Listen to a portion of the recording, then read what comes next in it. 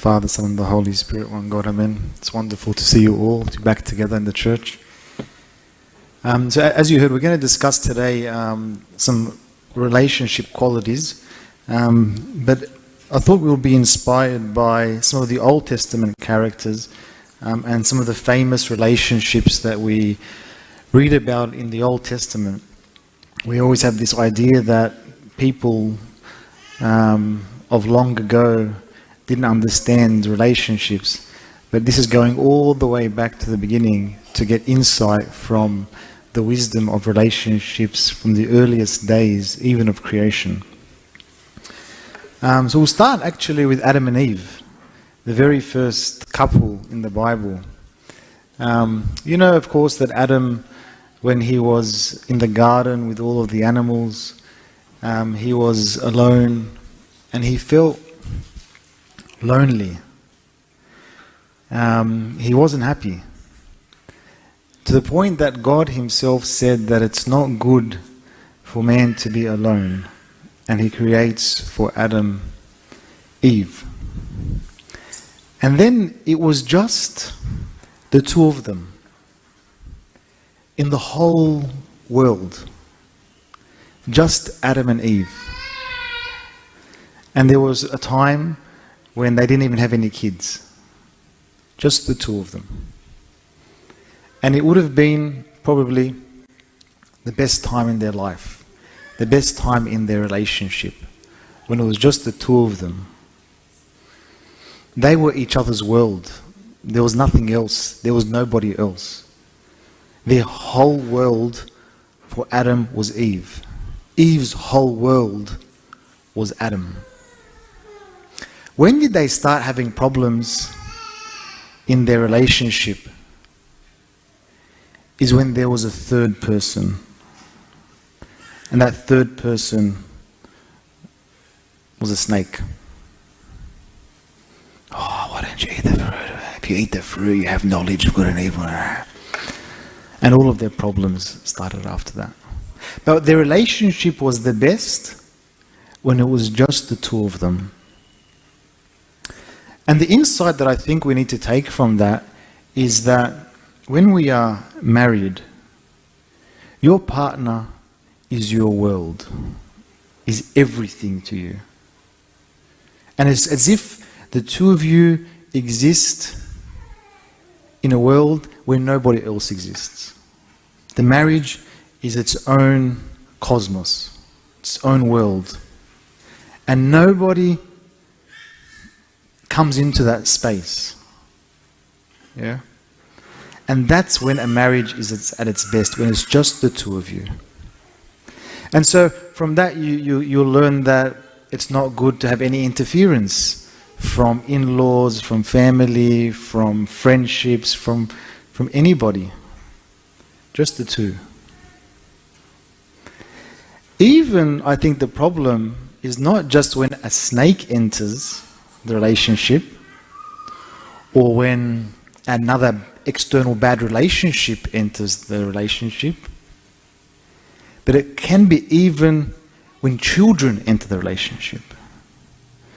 And we often think that what can spoil a marriage is bad influences into it, but even good things like children. Because our world can start to divert to children, and to focusing on children, and to caring for the children, and everything's about the children.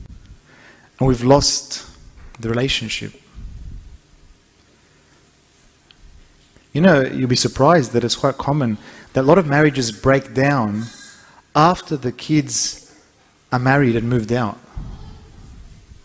Because while the kids were there and all the focus was on the kids, they've lost the focus on each other. And once the kids are gone and they're married, well, there's nothing really left here. So even in a family, when there's children, still you are each other's world. And so I have a question for you.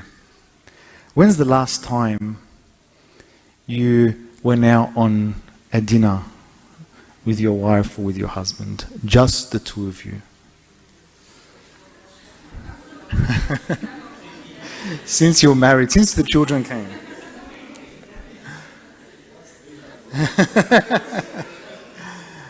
When's the last time you went for a weekend away without kids, just the two of you? Okay. There is a problem that not all of us have parents here that can look after children. But there are babysitters that can come for one night. And there are youth in the church who can be trusted. Yeah? Maybe a weekend away is hard, but a night out for dinner is not hard. It can be achieved. We have to carve out time together as a husband and wife to be alone. Just the two. Just like Adam and Eve were in the garden. Because sometimes it's counterproductive. We think, let's focus on the kids, but if we lose the relationship, the kids will be lost in that. Kids thrive when the relationship is thriving. When there is great love between the husband and the wife, and it's evident and there's great respect, do whatever you want with the kids, they're going to grow up to be amazing. They just need that stability of the relationship between the father and the mother. So the first lesson I think that we learn from the very first relationship in the Bible is just to be alone. To be each other's world and to have nobody else inside that.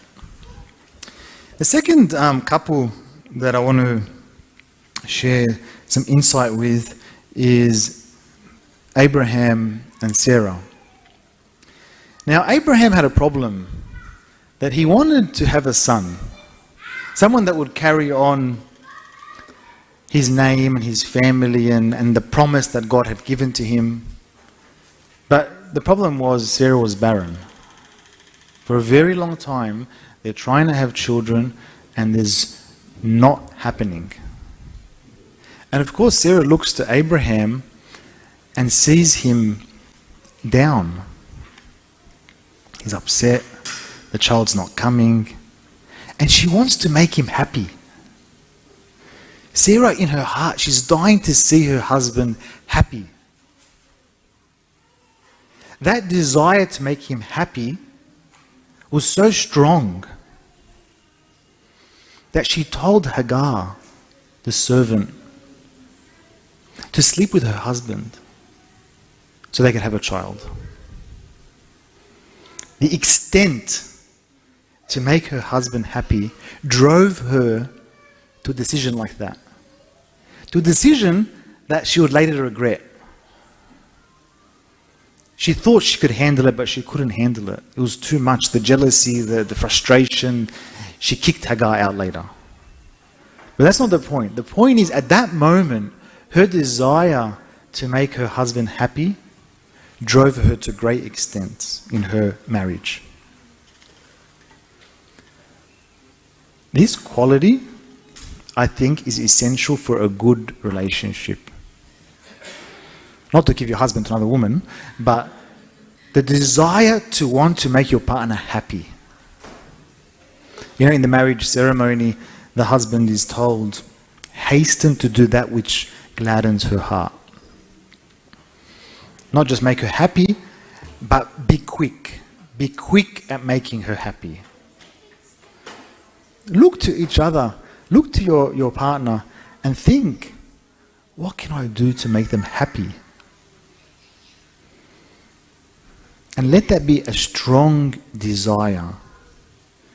That with that strong desire, it will drive you to lengths that normally you wouldn't think you're capable of to make your partner happy. And Sarah had that. The third couple is Isaac and Rebekah. Now, we all know the famous story of how Isaac found his wife, Rebekah. That the servant went out to the well, and he went there trying to search for a wife for Isaac. And this servant said in his heart and his prayer, now let it be that the young woman to whom I say, please let down your pitcher that I may drink, and she says, "Drink, and I will give your camels a drink. Let her be the one you have appointed for your servant Isaac." So this servant goes out with the test. The test is that the woman that comes and offers a drink to him and to the camels is the one to be appointed for Isaac. And it happened. Rebecca came, gave him a drink, gave the camels a drink, and she was the one that would be Isaac's wife. But what you see in this story is God's providence, God's arrangement. That God answered the prayer of this servant, put it in the heart of Rebecca to offer the camels a drink. Rebecca comes at that right time, and she is the one for Isaac. It is arranged and brought together by God. And so the third important quality in a relationship is the realization that God has brought me together with my partner. It is arranged, designed, assigned, and put it in each of your hearts and led you to each other. When we realize that this is God's choice for me, this is God's gift for me, then I handle it differently. You think of, sometimes what we do is, if I married someone a bit better, if I married someone a bit more mature, if I married someone who could provide a bit better, if he wasn't so angry, or if she wasn't so lazy, or if just someone else was a bit, if I picked that other person that I had. Now compare those thoughts to God has given me my partner. He arranged for her to walk in that day. He arranged for him to come and meet me in this way. Brought together by God. When something's brought together by God, then it is precious. I handle it differently. Yeah? So the third quality is to realize that our marriages and our relationships actually are a gift from God, a decision and a choice from God. And once I'm in a marriage, I don't think about anything else. I just focus on the gift that's been given to me by God. The next couple in the Old Testament is Jacob and Rachel. And we all know Jacob's tremendous love for Rachel. And even to the point when he had to work, Laban made him work 7 years, another 7 years, another 7 years to get Rachel. He got tricked and got Leah, but he wanted Rachel. He had to keep working and working and working to get Rachel. And he finally got her.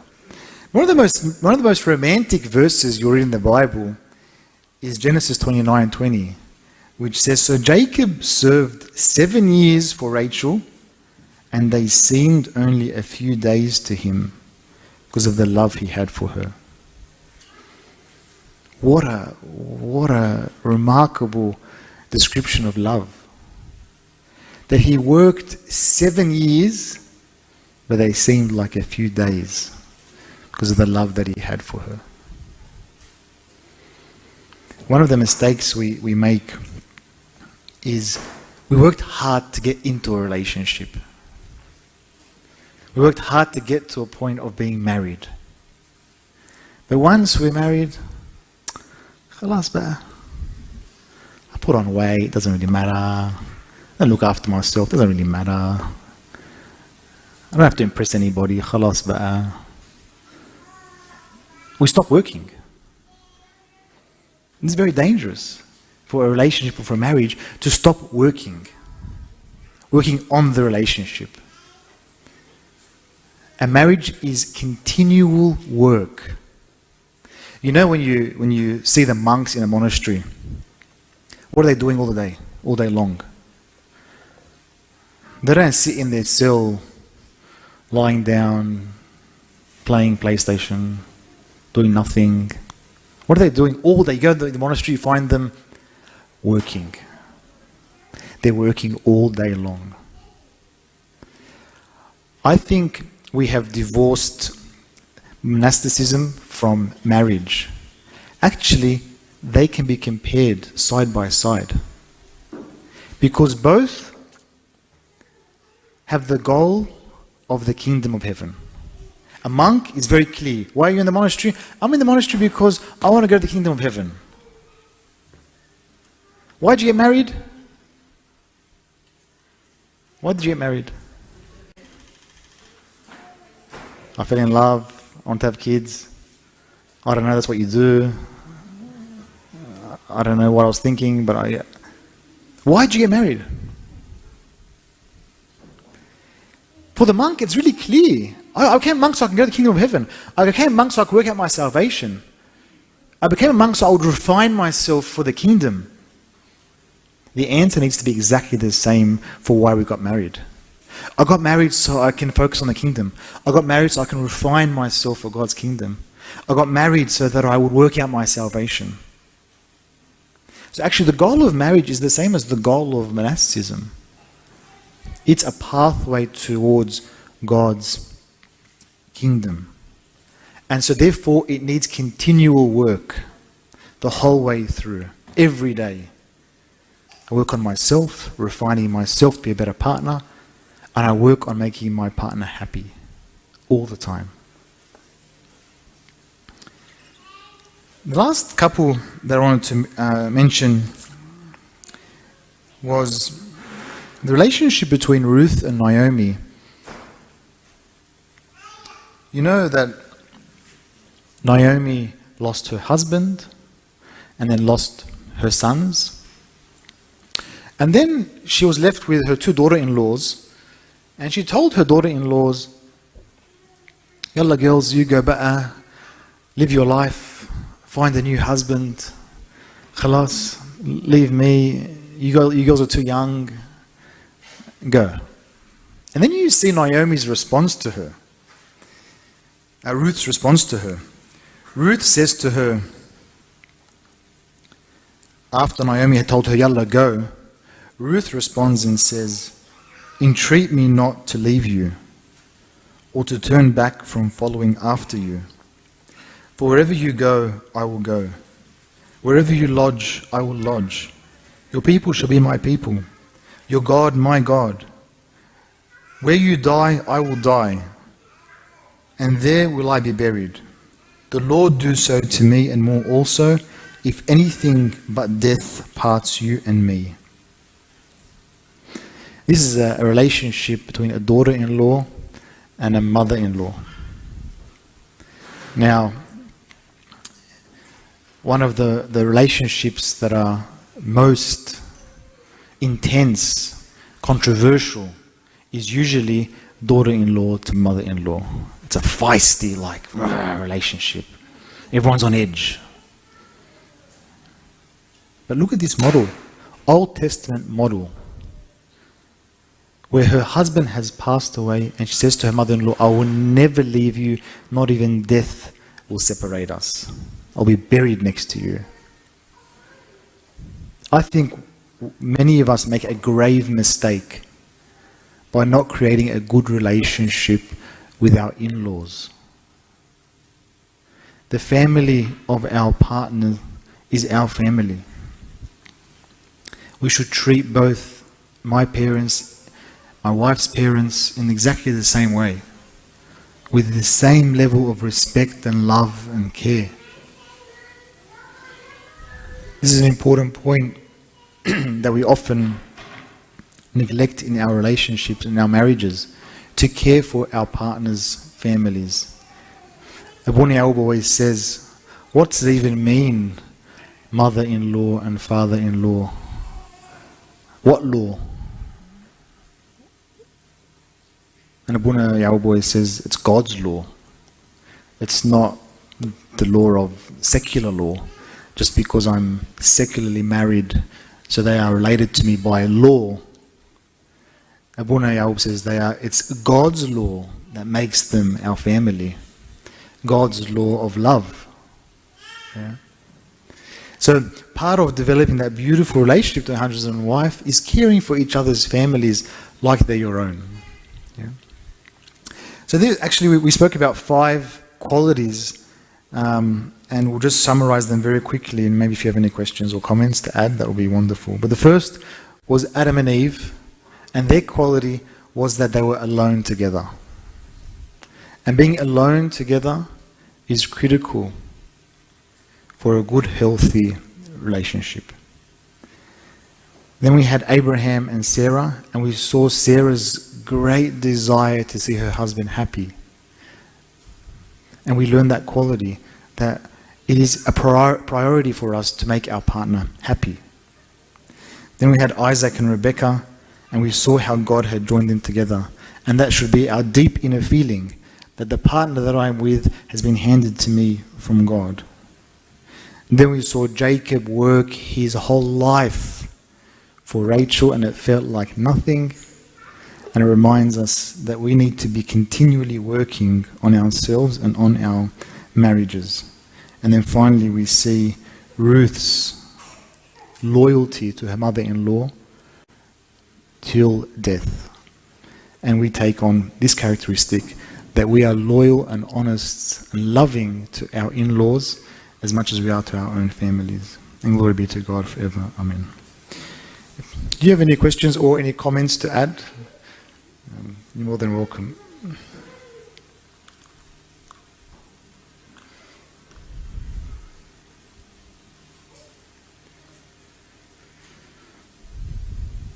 Yeah.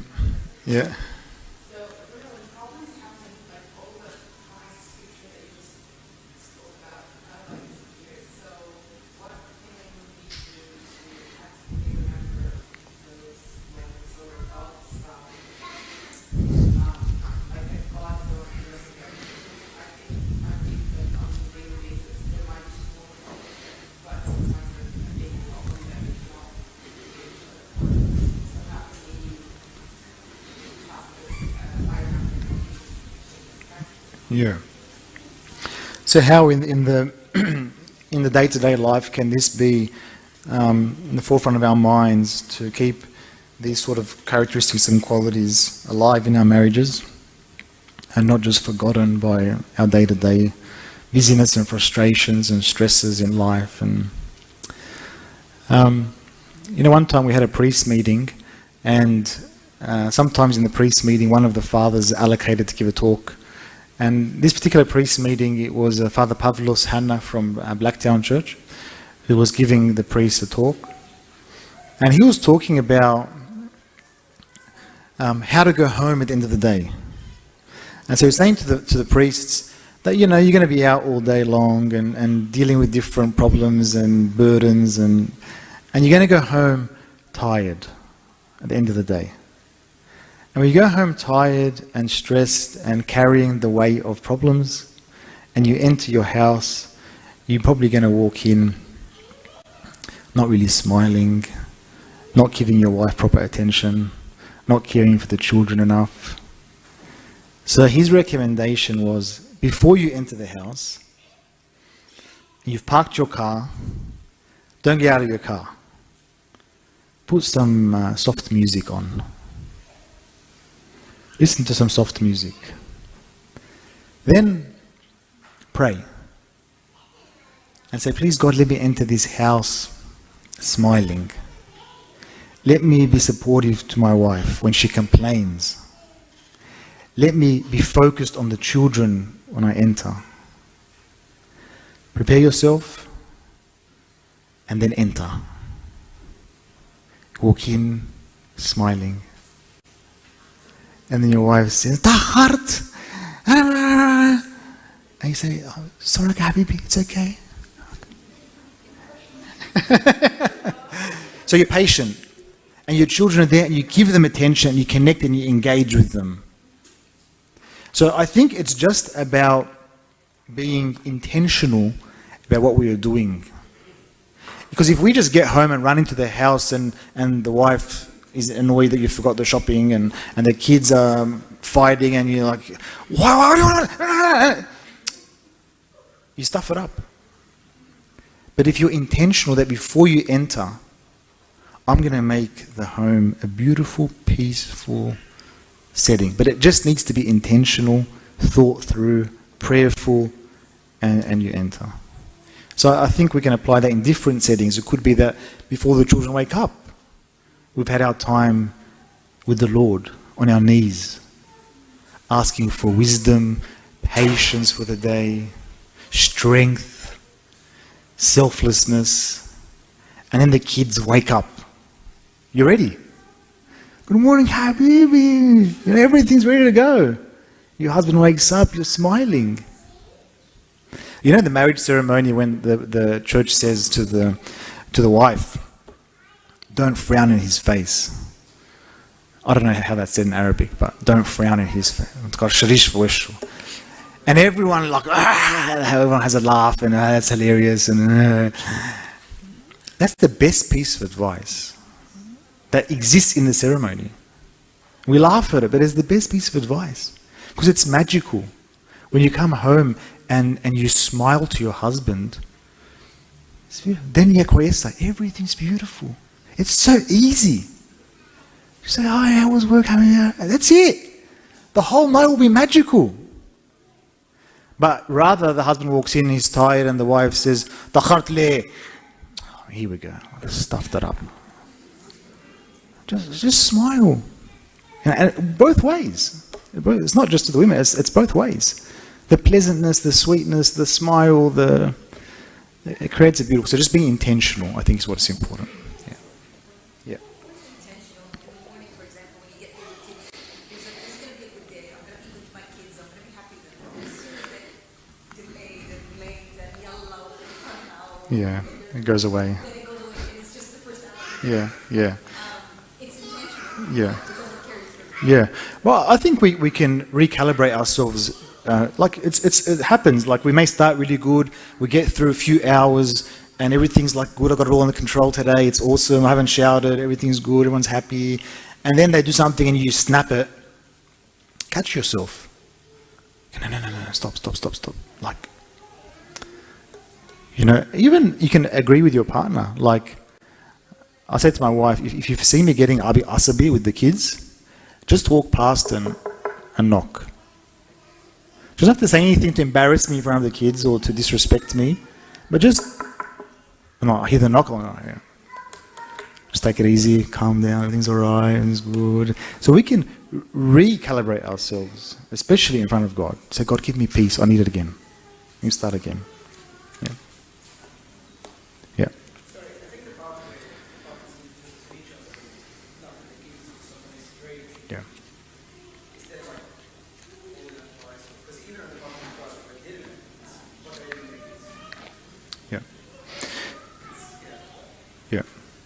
Yeah, so the question is about with focusing on each other and not necessarily the children. How do we sort of achieve that?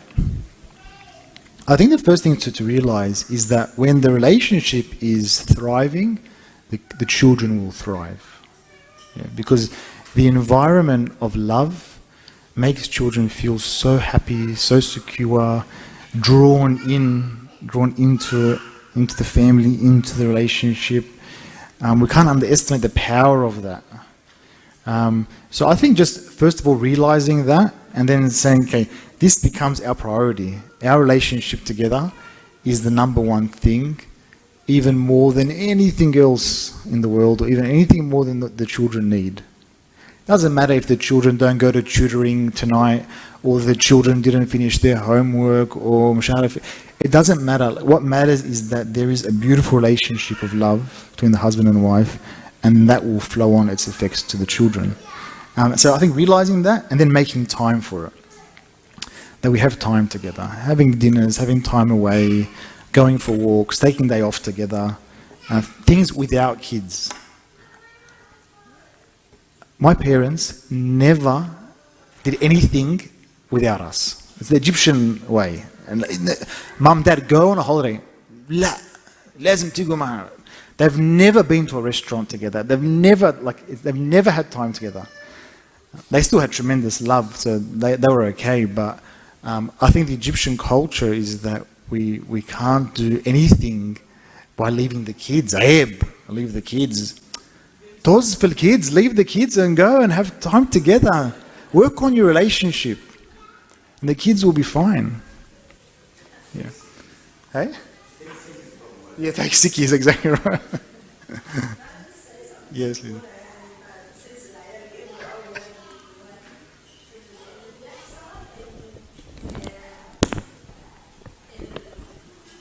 الولاد بيمشوا بره البيت ما حدش بيقعد، اللي هيقعد ماما وبابا مع بعض.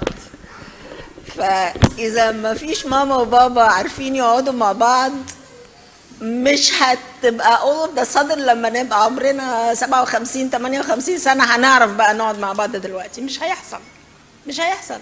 العيال ضيوف هيخرجوا وهتقعدوا انتوا الاتنين مع بعض. فيو better make it better life مع بعض بدل ما تبقى burden على أي حد فيكم later on. الحياة مش العيال وبس، الحياة هتستمر بيكم انتوا الاتنين لوحدكم. Thanks so much. Tony.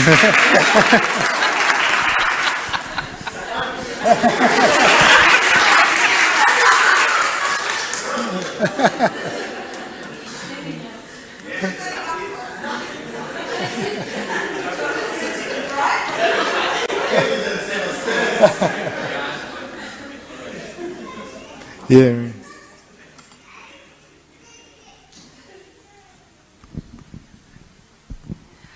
بحس يا بونا ان احنا محتاجين نعلم عيالنا حاجة زي كده. Guys, it's hard for us now because we didn't see it in our mom and dad.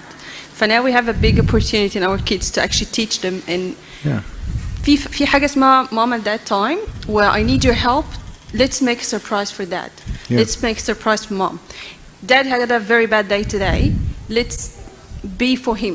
Even if he's a bit upset, but we here for him. فالعيال هيفهموا there is something different. We need to actually be with the family. حتى لو هم يكبروا ويشوفوا ان في مشاكل it's okay. That happens before. بس كان في mom واقفة مع dad وكان في dad واقف مع mom. Yeah. That's a beautiful thing, which is to take opportunities to teach the children. And I think you can't underestimate the power of that. Like when the children see that, putting effort, let's do this to make dad happy today, let's surprise him with this. And the children learn the importance of that. I think like that video that you showed us, that the things that we do in their younger years stay with them as they get older. And even to say to them, it's mum and dad love each other so much that it's important that they have time together. And so we're going to get a babysitter today to stay with you because mum and dad are going to have dinner together because they love each other. That's powerful for the children to see that too. Yeah.